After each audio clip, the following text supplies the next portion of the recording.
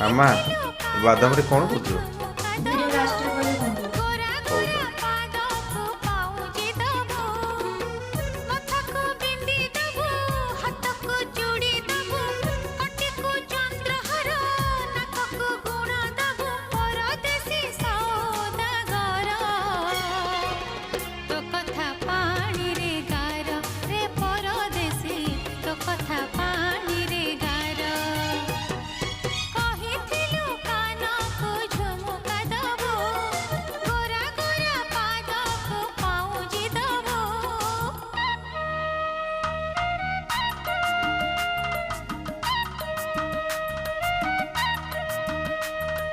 ମାମା ଏବେ ତୁକୁ କ'ଣ କଲ?